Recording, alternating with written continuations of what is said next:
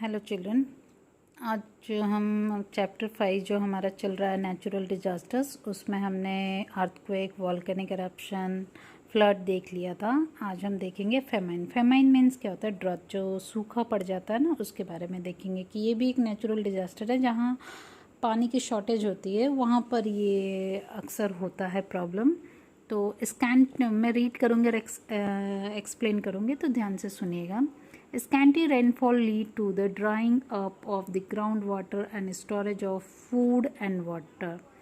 Scanty rainfall, scanty means क्या होता है? कम। ठीक है, लिख लीजिएगा यहाँ पर। तो रेनफॉल जहाँ होता है वहाँ पर drying of the ground water and shortage of food and water.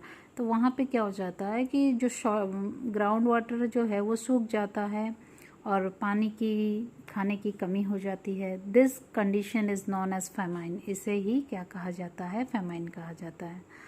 The condition of famine occurs in case of scanty rainfall और no rainfall for 2-3 years successively.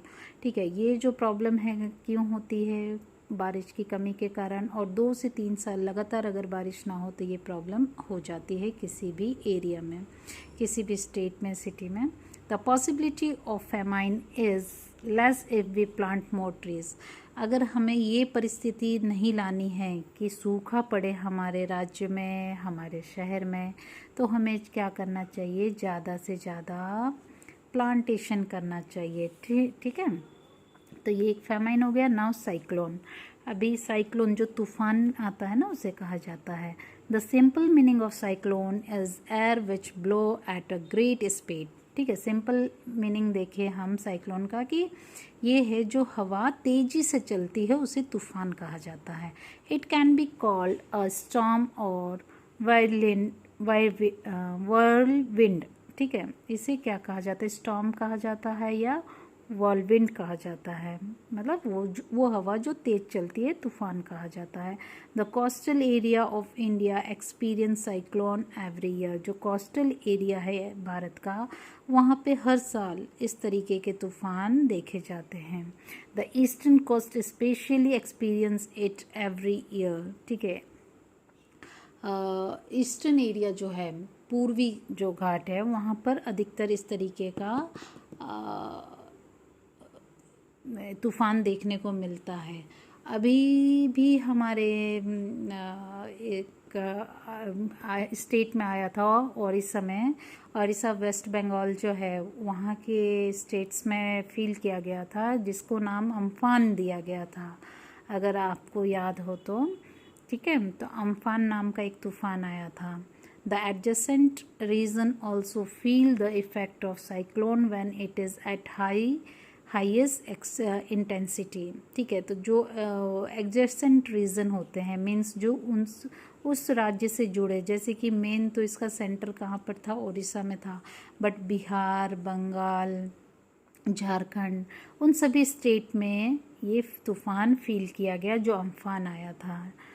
However, these winds affect a limited area for a limited period of time only. तो ऐसा कहा जाता है कि ये हवाएं जो हैं, जो तेज़ चलती हैं, ये कुछ समय के लिए होती हैं और कुछ लिमिटेड एरिया को ही अफेक्ट भी करती हैं। ये देखिए कितनी तबाही हो जाती है कुछ ही क्षण में, कुछ ही सेकंड्स में भी। मतलब बहुत ज़्यादा स्पीड में अगर हो तो बहुत ज़्यादा बर्बादी देखने को मिलता है। ठीक है, ये सीन देखिए साइक्लोन का है। इस तरीके से जब तूफ़ान आते, पेड़, घर, सब कुछ टूट जाता है। नाउ अब आगे देखिए है फॉरेस्ट फायर है। ये भी एक नेचुरल कैलेमिटी है। जो जंगलों में आग लग जाना, friction between dry branches of trees and other factor causes forest fire. ठीक है, फॉरेस्ट फायर क्यों होता है? जो ये सूखे ब्रांच होते हैं ना, इसमें जो फ्रिक्शन आता है तो उसमें भी आग लग जाती है। It causes a great amount of damage to the forest resource. ठीक है, तो ये फॉरेस्ट रिसोर्स जो है, फॉरेस्ट के जो संसाधन हैं, उनको ऊपर बहुत बुरा असर देखने को मिलता है। मतलब it cause great amount of damage. ठीक है, उनमें बहुत बुरा असर देखने को मिलता है। अब ये लैंडस्लाइड देखिए। लैंडस्लाइड क्या होता है? जो भूसंकलन होता है ना, ज़मीन अपने आप रिसती जाती है, पहाड़ टूटने लगते हैं। ठीक है, तो ये लैंडस्लाइड होता है। अभी इसमें क्या है, the sliding of large mass of rock material soil etcetera down the side of a mountain और cliff is termed as landslide. जब ये पहाड़ों के छोटे छोटे जो पत्थर हैं, ठीक है, मिट्टियाँ हैं, ये जब टूटने लगती है, इसे टूट के गिरने लगती है, इसे लैंडस्लाइड कहा जाता है। Two factor cause landslide, excessive rainfall और अन अर्थक्वेक। दो कारण होते हैं लैंडस्लाइड के। एक तो पहला बहुत ज़्यादा बारिश होना। जब बहुत ज़्यादा भी बारिश होती है ना, तो पहाड़ अपने आप इतना ज़्यादा पानी हो जाता है कि आप देखिएगा, अगर आप बीच पे जाते हैं और जैसे वो रेत का टीला बनाते हैं, मिट्टी जो होती है, और उस पर सडन पानी डालेंगे तो भस्म सा वो टूट जाएगा। तो ऐसे ही जब बहुत ज़्यादा पानी आ जाता है अर्थ के अंदर, ये जो मिट्टी है पहाड़ों में, पत्थरों में, तो रिसने स्टार्ट हो जाती है, ठीक है। तो धीरे धीरे ये पत्थर खिसकने लगते हैं अपनी जगह से, तो वो टूटने लगते हैं।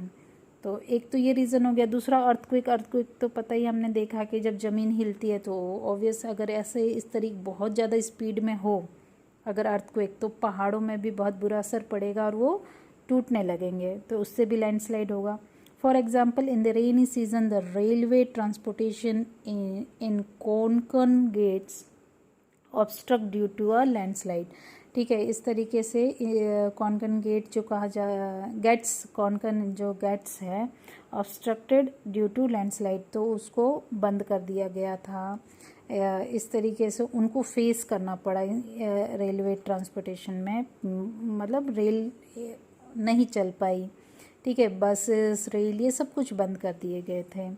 तो ये हो गया लैंडस्लाइड, जो नेचुरल कैलेमिटीज़ के कारण होता है। फॉरेस्ट फायर है, वॉल्केनिक इरप्शन है, अर्थक्वेक है, फ्लड है, फेमाइन है, साइक्लोन है।